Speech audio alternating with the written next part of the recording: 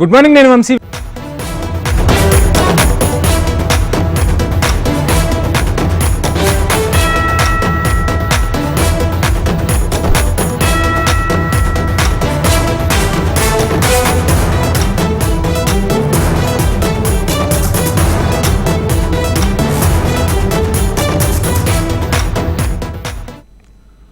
Breaking చూస్తున్నాం. Drone city of ఇండియాగా అమరావతిని తీర్చిదిద్దే ప్రణాళికలతో ప్రభుత్వం డ్రోన్ సమ్మిట్ ను ప్రతిష్టాత్మకంగా నిర్వహించేందుకు సిద్ధమవుతోంది.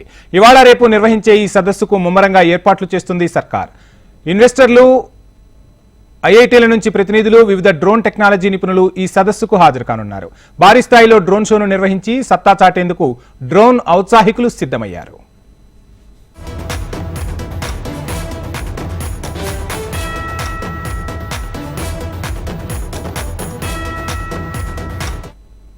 ఆంధ్రప్రదేశ్ను డ్రోన్ హబ్గా మార్చడమే లక్ష్యంగా ఏపీ సర్కార్ చర్యలు తీసుకుంటోంది. అందులో భాగంగా ఇవాళ మంగళగిరిలో సీఎం చంద్రబాబు డ్రోన్ సమ్మిట్ను ప్రారంభించనున్నారు. ఈ కార్యక్రమానికి కేంద్ర మంత్రి కె రామ్మోహన్ నాయుడు ముఖ్య అతిథిగా హాజరు కానున్నారు. ఎంతో ప్రతిష్టాత్మకంగా తీసుకుని నిర్వహిస్తున్న ఈ సమ్మిట్కు ఔత్సాహికుల నుంచి విశేష స్పందన లభిస్తోంది.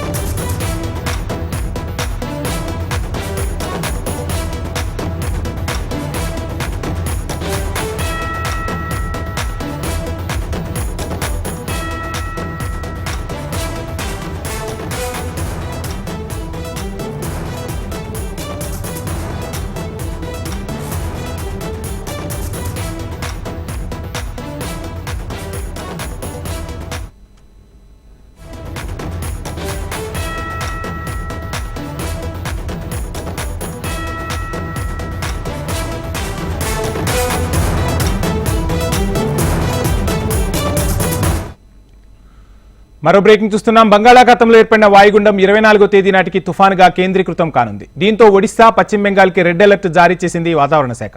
తుఫాన్కు దానాగా నామకరణం చేసిన వాతావరణ శాఖ ఒడిశాలోని పూరి దగ్గర పశ్చిమ బెంగాల్ మధ్య తీరం దాటే అవకాశం ఉన్నట్లు వెల్లడించింది. అయితే తీరం దాటే సమయంలో గరిష్టంగా 120 కిలోమీటర్ల వేగంతో గాలులు వీచే అవకాశం ఉందని తెలిపింది. తుఫాన్ ప్రభావంతో ఉత్తరాంధ్రకు భారీ వర్షాలు కురిసే అవకాశం ఉన్నట్లు స్పష్టం చేసింది. మత్స్యకారులు చేపల వేటకు వెళ్లవద్దని హెచ్చరికలు జారీ చేసింది.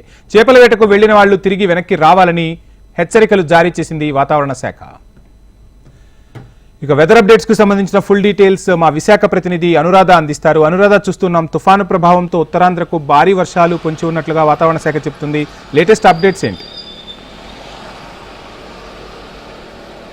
ఎస్, ముఖ్యంగా ఈ తుఫాన్ ఏదైతే రాబోతుందో 24వ తేదీన ప్రస్తుతం బంగాళాఖాతంలో వాయుగుండంగా అది ప్రస్తుతం కేంద్రీకృతం అయింది. రేపటి సాయంత్రానికి తీవ్ర వాయుగుండంగా మారి 24వ తేదీ నాటికి ఇది తుఫాన్గా మారుతుంది. అయితే ఈ తుఫాన్ కూడా కొంత తీవ్రత ఎక్కువగా ఉండే అవకాశం ఉందని వాతావరణ శాఖ అంచనాలు వేస్తుంది. అయితే ఇది పూరి దగ్గర ఒడిశా తీర ప్రాంతం నుంచి పూరి దగ్గర కానీ లేకపోతే పశ్చిమ బెంగాల్ దగ్గర సాగర్ ద్వీపం దగ్గర కానీ తీరం దాటే అవకాశం ఉందని వాతావరణ శాఖ ఇప్పటికే అంచనాలు వేసి ఆ తూర్పు రాష్ట్రాలన్నింటికి కూడా హెచ్చరికలు జారీ చేసింది. అంటే ఏపీ ఉత్తరాంధ్ర జిల్లాలకు కూడా ఎఫెక్ట్ ఉంటుంది కాబట్టి ఏపీతో పాటు ఒడిశా, పశ్చిమ బెంగాల్ రాష్ట్రాలకి ఇప్పటికే అలర్ట్స్ అనేవి జారీ చేశారు. ముఖ్యంగా ఈ తుఫాన్కి దానా అని నామకరణం కూడా చేశారు. అయితే ఖతర్ ఇచ్చిన పేరు ప్రకారం దానాని నామకరణం చేశారు. అయితే ఈ సైక్లోన్ ఏదైతే ఉందో ఇది ఎక్కువగా ఒడిశా, పశ్చిమ బెంగాల్ మీదే ప్రభావం చూపించే అవకాశం ఉంది. అక్కడ తీరం దాటే సమయంలో గరిష్టంగా గంటకి 120 కిలోమీటర్ల వేగంతో గాలులు వీచే అవకాశం ఉంది. అలాగే అలల ఉధృతి కూడా భారీగా ఉంటుంది కాబట్టి చేపల వేటకు కూడా మత్స్యకారులు వెళ్ళవద్దు. ఎవరైనా వెళ్ళి ఉంటే కనుక వెంటనే వాళ్ళంతా కూడా వెనక్కి వచ్చేయాలి, షెల్టర్ జోన్స్ కి చేరాలని ఇప్పటికే వాళ్ళకి అలర్ట్ మెసేజ్లు కూడా పంపించడం జరిగింది. ముఖ్యంగా అక్టోబర్ సీజన్ లో వచ్చే ఏ సైక్లోన్ అయినా కూడా దాని తీవ్రత ఎక్కువగా ఉంటుంది. గతంలో మనం చూసిన హుద్హుద్ కానీ పైలాన్ కానీ చాలా తుఫాన్లు మనం చూసిన ఆ పరిధిని పరిశీలిస్తే కనుక అక్టోబర్ ఏదైతే middle of the month season లో వచ్చే సైక్లోన్స్ అన్ని కూడా చాలా ఎఫెక్టివ్గా ఉంటాయి. మొన్న మనం చూసిన ఏదైతే వాయుగుండం, తీవ్ర వాయుగుండం దక్షిణ కోస్తా ఆంధ్ర మీద ప్రభావం చూపిస్తే ఇప్పుడు ఏదైతే బంగాళాఖాతంలో కేంద్రీకృతమైందో ఈ దానా సైక్లోన్ ఇక్కడ మన తూర్పు కోస్తా జిల్లాలన్నింటి మీద కూడా ప్రభావం చూపించే అవకాశం ఉంది. ముఖ్యంగా నైరుతి ఋతుపవనాలు వెళ్ళిపోయిన తర్వాత ఆ బ్రేక్ సీజన్ ఏదైతే ఉంటుందో అప్పుడు మళ్ళీ ఈశాన్య ఋతుపవనాలు ఎంటర్ అయ్యే సీజన్ ఇది అక్టోబర్ నెల. అందుకని ఈ సీజన్లో వచ్చే వాయుగుండాలు కానీ అల్పపీడనాలు కానీ కొంచెం ప్రభావం ఎక్కువగా ఉంటాయి.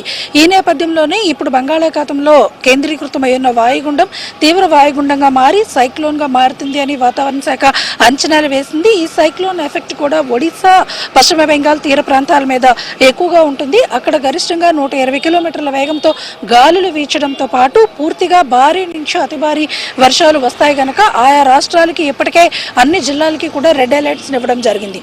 మరోవైపు ఒడిశాకి అతి దగ్గరగా ఉండే ప్రాంతం కాబట్టి ఉత్తరాంధ్ర తీర ప్రాంతాలు అంటే శ్రీకాకుళం నుంచి విశాఖపట్నం వరకు కూడా దీని ప్రభావం భారీగా ఉంటుంది. ఇక్కడ భారీ నుంచి అతి భారీ వర్షాలు కురుస్తాయి కాబట్టి ఈ తీర ప్రాంతాల జిల్లా యంత్రాంగాలకి ప్రజలకి కూడా అలర్ట్స్ ఇవ్వడం జరిగింది. మత్స్యకారులని చేపల వేట నిషేధిస్తూ కూడా ఆదేశాలు జారీ చేశారు. ఈ తీర ప్రాంతాలన్నీ కూడా కొంత సముద్ర ప్రాంతాలన్నీ కూడా అలజడిగా ఉంటాయి కాబట్టి ఎవరు కూడా ఆ ప్రాంతాలకి రేపటి నుంచి కూడా మత్స్య వేటకు వెళ్ళవద్దు. అలాగే తీర ప్రాంతాల ప్రజలు కూడా అప్రమత్తంగా ఉండాలి అనేది వాతావరణ శాఖ సూచనలు జారీ చేసింది. ఈ వాతావరణ శాఖ ఇచ్చిన అలర్ట్స్ ప్రకారం ప్రభుత్వం అలర్ట్ అయ్యి ఇప్పటికే ఆ జిల్లా యంత్రాంగాలకి పూర్తి స్థాయిలో మెసేజ్లు కూడా పంపడం జరిగింది. ఏదైనా సహాయక చర్యల కోసం ప్రజలు వాళ్ళని కాంటాక్ట్ చేస్తే కనుక వెంటనే అధికారులు స్పందించే విధంగా వాళ్ళకి ఆదేశాలు కూడా జారీ చేశారు. కలెక్టరేట్స్ లో కూడా కంట్రోల్ రూమ్స్ ని ఈ రోజు సాయంత్రం నుంచి కూడా ఏర్పాటు చేసే అవకాశం ఉంది. మొత్తానికి దానా తుఫాన్ ఇటు ఉత్తరాంధ్రతో పాటు అటు ఒడిశా, పశ్చిమ బెంగాల్ మీద తీవ్ర ప్రభావం చూపించే అవకాశం అయితే మాత్రం కనిపిస్తుంది. Thank you Anuradha.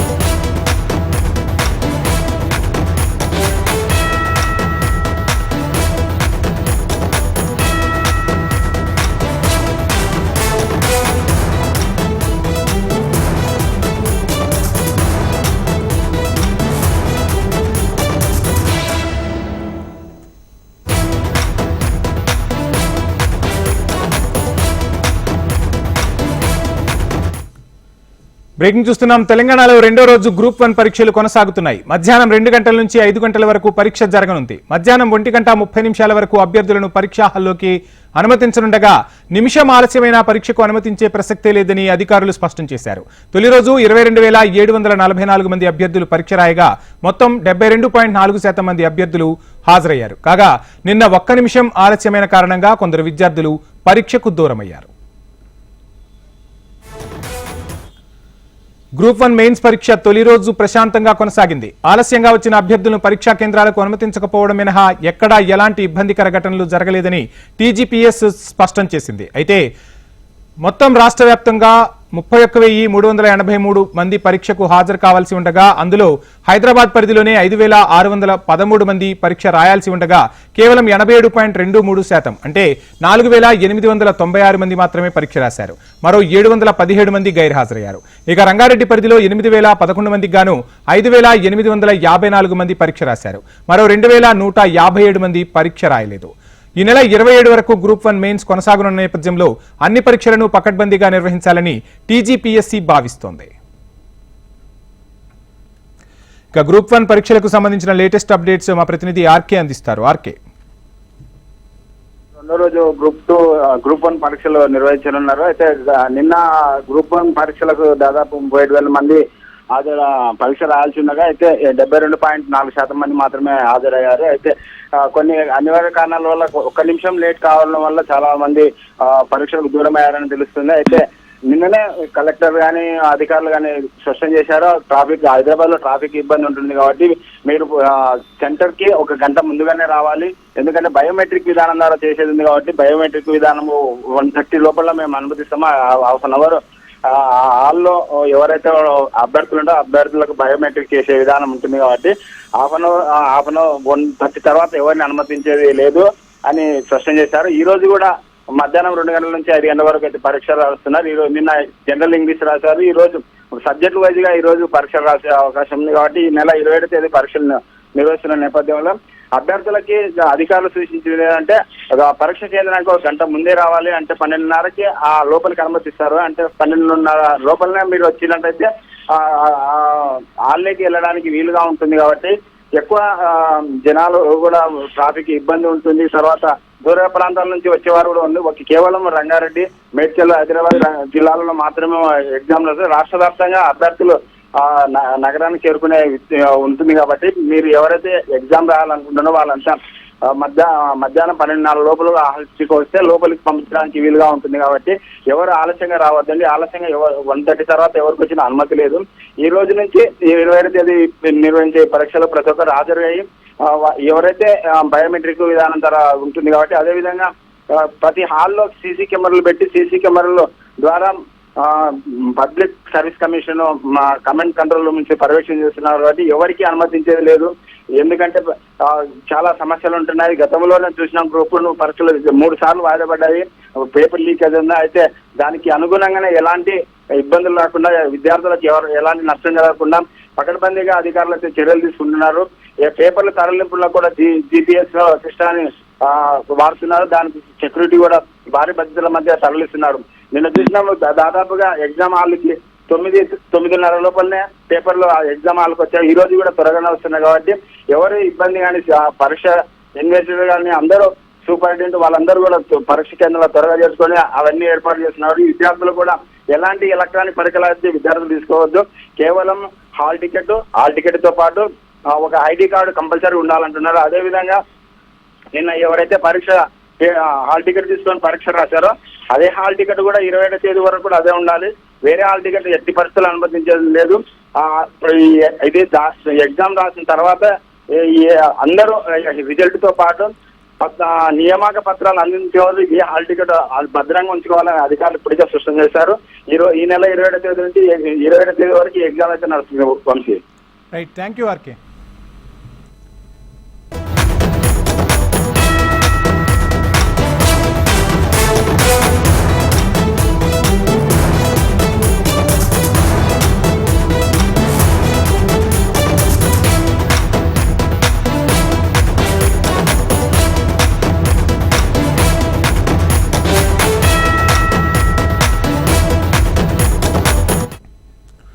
బ్రేకింగ్ చూస్తున్నాం. డబుల్ బెడ్రూమ్ ఇళ్లపై అక్రమార్కుల దందాలు కొనసాగిస్తూనే ఉన్నారు. SPR హిల్స్ కు చెందిన జి నరసింహరాజు అనే వ్యక్తి స్థానికంగా ఉండే వివిధ బస్తీలకు చెందిన ప్రజల నుంచి డబుల్ బెడ్రూమ్ ఇళ్లు ఇప్పిస్తామని చెప్పి 1,40,00,000కు పైగా అక్రమ వసూళ్లకు పాల్పడ్డాడు.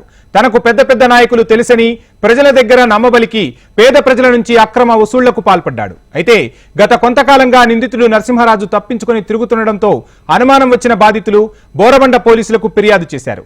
దీంతో నిందితుడిని అరెస్టు చేసి రిమాండ్కు తరలించారు పోలీసులు.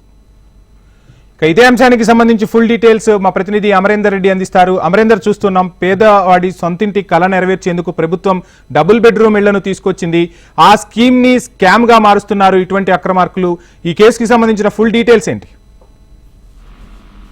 పేద ప్రజల ఆశలు ఆశయాలే టార్గెట్ గా డబుల్ బెడ్రూమ్ ఇల్లు ఇప్పిస్తానని 1,40,00,000 కోట్లు వసూలు చేసినటువంటి నిందితుడిని బోరబండ పోలీసులు అదుపులోకి తీసుకున్నారు. అయితే డబుల్ బెడ్రూమ్ ఇల్లు పేరుతో గత కొన్నేళ్లుగా అక్రమంగా డబ్బులు కొంతమంది దగ్గర నుంచి వసూలు చేసి ఏదైతే స్థానికంగా ఉన్నవారితో కొన్ని రోజులు కలివిడిగా మాట్లాడి ఆ తర్వాత డబ్బులు అయితే వసూలు చేసుకున్న తర్వాత ఎప్పుడు కలిసినా రేపు మాకు అంటూ ఇప్పిస్తానంటూ గత ప్రభుత్వ పెద్దలతో మాట్లాడుతున్నాను వస్తాయి అంటూ లిస్ట్ లో ఉన్నాయంటూ నమ్మబలికే మాటలు చెప్పారు. అయితే బోరబండ పోలీస్ స్టేషన్ పరిధిలోని NJL చెందిన నిందితుడు నరసింహరాజు స్థానికంగా ఉన్నటువంటి పలు బస్తీలకు సంబంధించి ప్రజల దగ్గర నుంచి డబుల్ బెడ్రూమ్లు ఇప్పిస్తారని కూడా మొత్తం 1,40,00,000 వసూలు చేశారు. ఈ విషయంపై గత కొంతకాలంగా తప్పించుకొని నరసింహరాజు తిరుగుతున్నాడు. వెంటనే బాధితులంతా ఫిర్యాదు చేశారు. రవీందర్ రెడ్డితో పాటు ఇంకా చాలా మంది కూడా ఎక్కువగా ఫిర్యాదు రావడంతో బోరబండ పోలీసులు నిందితులకు సంబంధించి ఆరా తీశారు. నరసింహరాజు గత కొన్నేళ్లుగా గత BRS ప్రభుత్వం ఉన్నప్పటి నుంచి కూడా డబుల్ బెడ్రూమ్ ఇప్పిస్తారని కూడా చాలా మంది చుట్టుపక్కల ఉన్న కాలనీల దగ్గర నుంచి 1,40,00,000 వసూలు చేసినట్టుగా పోలీసులు ప్రాథమిక దర్యాప్తులో వాళ్ళకు వెల్లడైంది. దీంతో రవీందర్ రెడ్డితో పాటు ఇంకా చాలా మంది ఫిర్యాదు ఆధారంగా బోరబండ పోలీసులు నిందితులపై కేసు నమోదు చేశారు. గాలింపు చర్యలు చేశారు. నరసింహరాజును పోలీసులు అదుపులోకి తీసుకున్నారు. అరెస్ట్ చేసి రిమాండ్ కూడా తరలించారు. నరసింహరాజు అనే వ్యక్తి ఎన్నేళ్ల నుంచి ఈ డబ్బులు వసూలు చేస్తున్నారు, ఇంకా బాధితులు ఎవరైనా ఉన్నారా అన్న కోణంలో ప్రస్తుతం దర్యాప్తు చేస్తున్నామంటూ కూడా బోరబండ పోలీసులు అయితే చెప్తున్నారు. అయితే పేద ప్రజల ఆశలు అడియాశలు అయ్యేలా ఈ ఏదైతే నరసింహరాజు డబ్బులు తీసుకోవడం ఆ తర్వాత ఏదైతే పరారీలో ఉండడం వెనుక ఎవరున్నారన్న కోణంలో ప్రస్తుతం అయితే పోలీసులు వివరాలు అయితే సేకరిస్తున్నారు. నరసింహరాజు ఏ పార్టీలో ఉన్నాడు అంటే ప్రస్తుతం గత టీఆర్ఎస్ ప్రభుత్వం ఉంది. టీఆర్ఎస్ పార్టీలో కొంతమంది స్థానిక కార్పొరేట్ కలివిడిగా తిరిగినట్టు తెలుస్తుంది. అసలు నమ్మబలికే మాటలు ఎలా చేశాడు ఏంటి వీటన్నిటి సంబంధించి ఇంకా దర్యాప్తు కొనసాగుతుంది. ఇది వెనుక ఎవరున్నా ఉపేక్షించలేదంటూ కూడా అయితే పోలీసులు అయితే చెప్తున్నారు. Vamshi, thank you Amarender.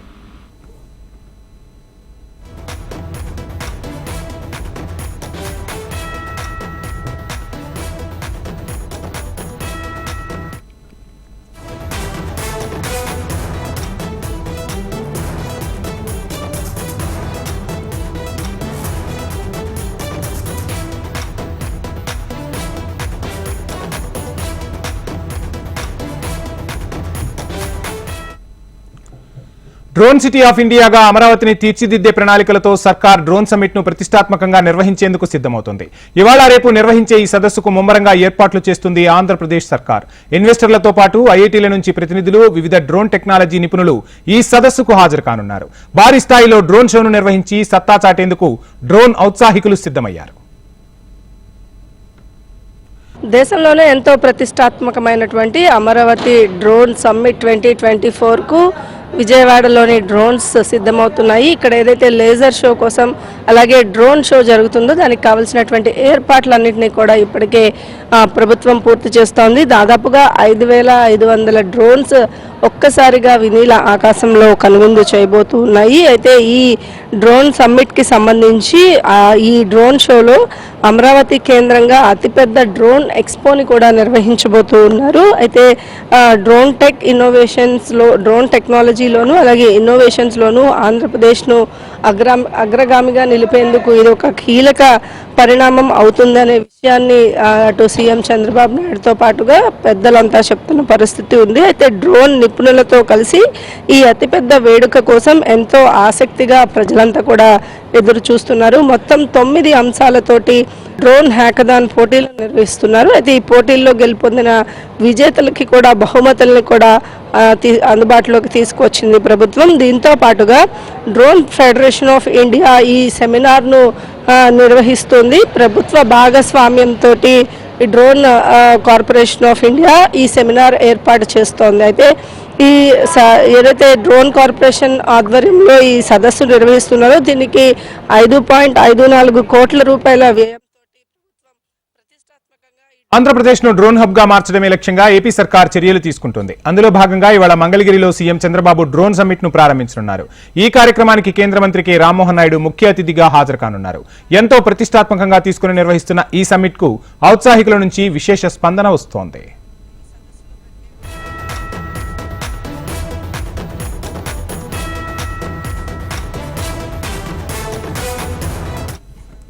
అమరావతిని డ్రోన్ హబ్ గా చేయడం, ఔత్సాహికులను ప్రోత్సహించడమే ప్రధాన ఎజెండాగా సర్కార్ ఈ సమ్మిట్ నిర్వహిస్తోంది. ఇప్పటికే 400 మందికి పైగా రిజిస్ట్రేషన్ చేసుకున్నారు. గతంలో 2,500 డ్రోన్లతో షో నిర్వహించగా ఇప్పుడు అంతకంటే మరింత ఎక్కువగా డ్రోన్స్ షో నిర్వహించి సత్తా చాటాలని సర్కార్ భావిస్తోంది. అందుకోసం ఇప్పటికే అన్ని ఏర్పాట్లు పూర్తి చేసింది. డ్రోన్ ఫెడరేషన్ ఆఫ్ ఇండియాను ఈ జాతీయ సెమినార్ నిర్వహణ భాగస్వామిగా సర్కార్ నియమించింది. ఈ సదస్సు నిర్వహణకు 5.54 కోట్ల వ్యయం కానుంది. మంగళగిరిలో 2 రోజుల పాటు ఈ జాతీయ సదస్సును నిర్వహించనున్నారు. వ్యవసాయం, వైద్య ఆరోగ్య రంగం, అర్బన్ ప్లానింగ్, శాంతి భద్రతలు, వస్తు ఉత్పత్తి రంగాల్లో డ్రోన్ల వినియోగంపై ఈ సదస్సు ప్రధానంగా దృష్టి సారించనుంది. డ్రోన్ సిటీ ఏర్పాటుకు సంబంధించిన రోడ్ మ్యాప్ కు ఈ సమ్మిట్ లో రూపకల్పన చేయనుంది సర్కార్. మరోవైపు రేపు దేశంలో ఎక్కడా జరగని విధంగా 5,000 డ్రోన్లతో విజయవాడలో డ్రోన్ షో నిర్వహించనున్నారు. భారీ డ్రోన్ షోను ప్రజలు ఉచితంగా వీక్షించే ఏర్పాట్లు చేస్తున్నారు. అత్యాధునిక సేవలందించే డ్రోన్లు తయారు చేసిన వారికి ప్రత్యేక నగదు ప్రోత్సాహకాలు కూడా ఇవ్వనున్నట్టుగా తెలుస్తోంది.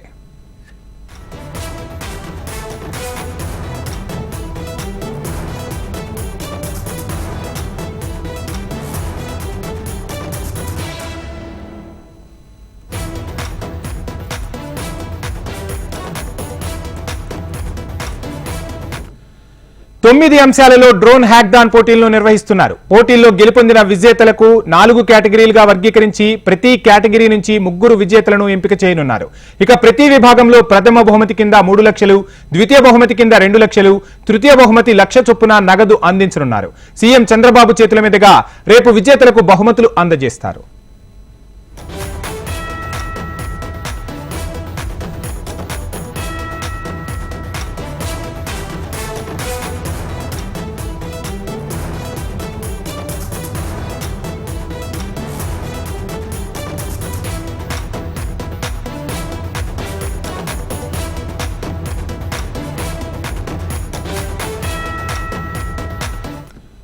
అందుబాటులోకి వచ్చిన అధునాతన సాంకేతికతను వినియోగించుకుని భవిష్యత్ అవసరాలకు అనుగుణంగా డ్రోన్ వినియోగం పెంచాలని ఆంధ్రప్రదేశ్ సర్కార్ భావిస్తోంది.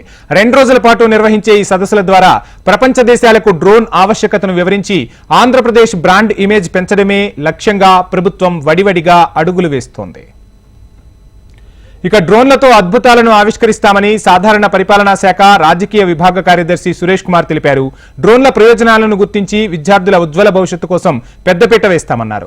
డ్రోన్ సమ్మిట్ కు 6,929 మంది ఆన్లైన్లో రిజిస్ట్రేషన్ చేసుకున్నారని తెలిపారు. విపత్తు సమయాల్లో డ్రోన్ల సహాయంతో సహాయక చర్యలు చేపట్టిన తీరుతెన్నులను ప్రత్యేక ప్రెజెంటేషన్ ఇస్తున్నామన్నారు.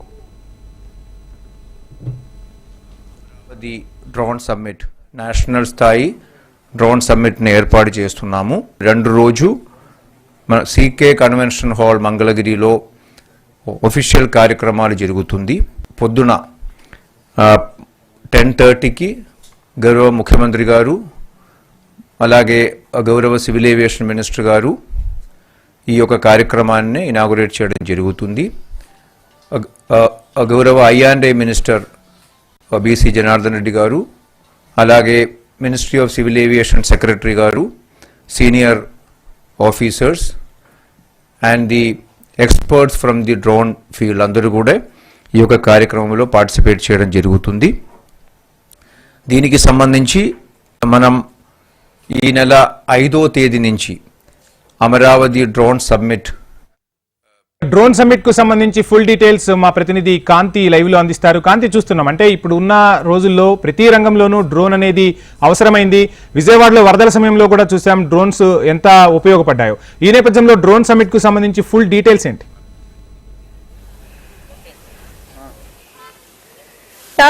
ఆంధ్రప్రదేశ్ ఎప్పుడు దేశంలోనే జరిగినటువంటి 5,500 డ్రోన్లతోటి ఒక డ్రోన్ షోను నిర్వహిస్తోంది ఆంధ్రప్రదేశ్ ప్రభుత్వం. ఈ నేపథ్యంలో దానికి కావలసినటువంటి ఏర్పాట్లన్నింటినీ కూడా చేపడుతున్నారు అధికారులు. అలాగే అమరావతి డ్రోన్ సమ్మిట్ 2024 పేరుతో ఈ రోజు రేపు ఈ డ్రోన్ సమ్మిట్ ను నిర్వహిస్తున్నారు. డ్రోన్ సమ్మిట్ కోసం దేశ విదేశాల నుంచి వచ్చేటువంటి ప్రతినిధులతో పాటుగా ఇక్కడ ఏదైతే విజయవాడలోని బబ్బూరి గ్రౌండ్స్ లో ఏర్పాటు చేసినటువంటి ఈ లేజర్ షోతో పాటు క్రేకర్ షో, దేశంలోనే అతిపెద్ద లేజర్ షో క్రేకర్ షోని కూడా అరేంజ్ చేస్తూ ఉంది. ఈ డ్రోన్ సమ్మిట్ కి సంబంధించి 2 రోజుల పాటు ఈ సమ్మిట్ నిర్వహించేందుకు అనేక రకాలైనటువంటి ఏర్పాట్లను అయితే చేపడుతూ ఉన్నారు. అయితే ఏపీని డ్రోన్ హబ్ గా తీర్చిదిద్దడమే లక్ష్యంగా ముందుకు వెళ్తూ ఈ 2 రోజుల పాటు ఈ సమ్మిట్ లో పాల్గొనేందుకు దాదాపుగా